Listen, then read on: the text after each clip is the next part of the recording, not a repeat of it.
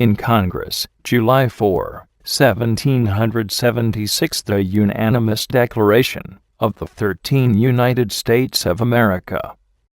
When in the course of human events it becomes necessary for one people to dissolve the political bands which have connected them with another and to assume among the powers of the earth the separate and equal station to which the laws of nature and of nature's God entitle them, a decent respect to the opinions of mankind requires that they should declare the causes which impel them to the separation. We hold these truths to be self-evident, that all men are created equal, that they are endowed by their Creator with certain unalienable rights, that among these are life, liberty, and the pursuit of happiness. That to secure these rights, governments are instituted among men, deriving their just powers from the consent of the governed, that, whenever any form of government becomes destructive of these ends, it is the right of the people to alter or to abolish it, and to institute new government, laying its foundation on such principles, and organizing its powers in such form as to them shall seem most likely to affect their safety and happiness. Prudence, indeed, will dictate that governments long established should not be changed for light and transient causes, and accordingly all experience hath shewn that mankind are more disposed to suffer, while evils are sufferable, than to right themselves by abolishing the forms to which they are accustomed.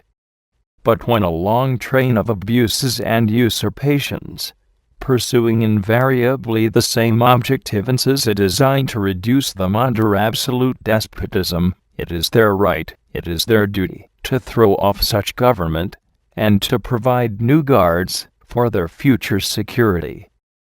Such has been the patient sufferance of these colonies, and such is now the necessity which constrains them to alter their former systems of government. The history of the present King of Great Britain is a history of repeated injuries and usurpations, all having in direct object the establishment of an absolute tyranny over these states.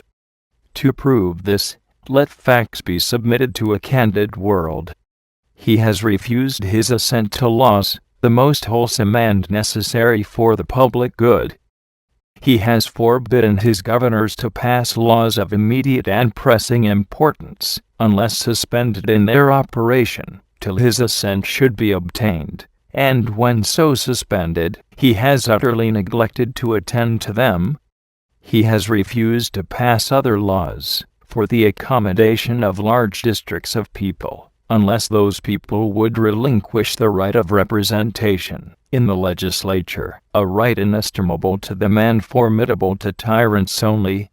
He has called together legislative bodies at places unusual, uncomfortable, and distant from the depository of their public records, for the sole purpose of fatiguing them into compliance with his measures. He has dissolved representative houses repeatedly, for opposing with manly firmness his invasions on the rights of the people.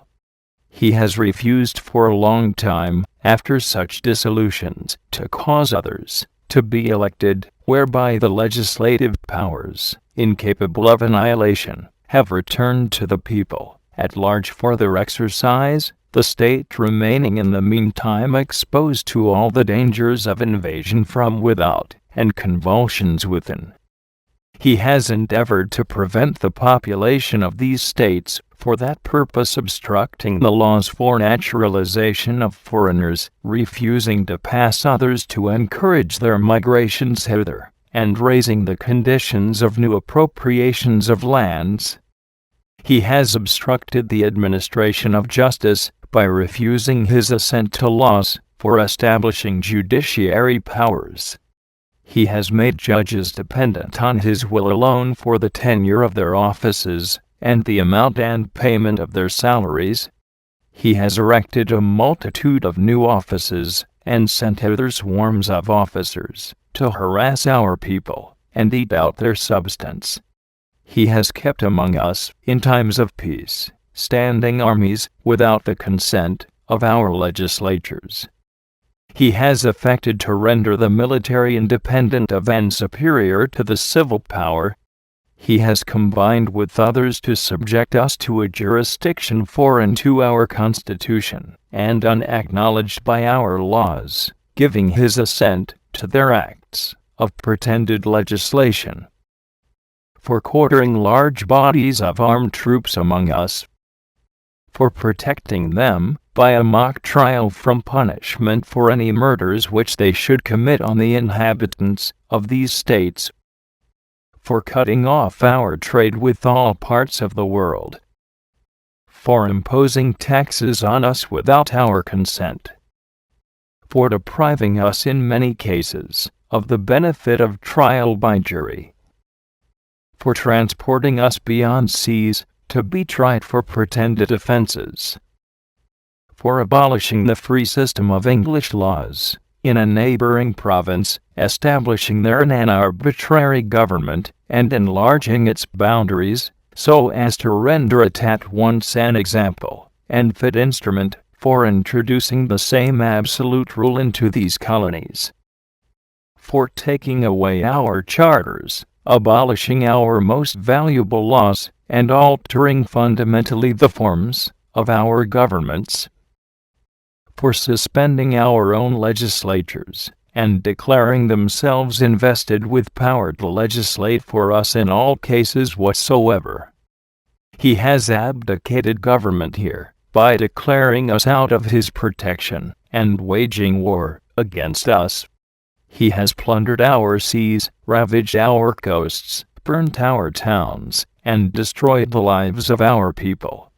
He is at this time transporting large armies of foreign mercenaries to complete the works of death, desolation, and tyranny, already begun with circumstances of cruelty and perfidy scarcely paralleled in the most barbarous ages, and totally unworthy the head of a civilized nation. He has constrained our fellow citizens taken captive on the high seas to bear arms against their country, to become the executioners of their friends and brethren, or to fall themselves by their hands. He has excited domestic insurrections amongst us, and has endeavored to bring on the inhabitants of our frontiers the merciless Indian savages, whose known rule of warfare is an undistinguished destruction of all ages, sexes, and conditions.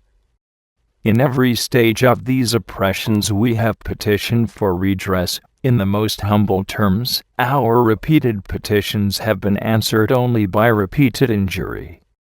A prince, whose character is thus marked by every act which may define a tyrant, is unfit to be the ruler of a free people. Nor have we been wanting in attentions to our British brethren. We have warned them from time to time of attempts by their legislature to extend an unwarrantable jurisdiction over us. We have reminded them of the circumstances of our emigration and settlement here. We have appealed to their native justice and magnanimity, and we have conjured them by the ties of our common kindred to disavow these usurpations, which would inevitably interrupt our connections and correspondence. They too have been deaf to the voice of justice and of consanguinity. We must, therefore, acquiesce in the necessity which denounces our separation, and hold them, as we hold the rest of mankind, enemies in war, in peace friends. We, therefore, the representatives of the United States of America, in General Congress, assembled, appealing to the Supreme Judge of the world for the rectitude of our intentions, do, in the name, and by authority, of the good people of these colonies, solemnly publish and declare that these united colonies are, and of right ought to be free and independent states, that they are absolved from all allegiance to the British Crown, and that all political connection between them and the state of Great Britain is and ought to be totally dissolved, and that as free and independent states they have full power to levy war, conclude peace, contract alliances, establish commerce, and to do all other acts and things which independent states may of right do.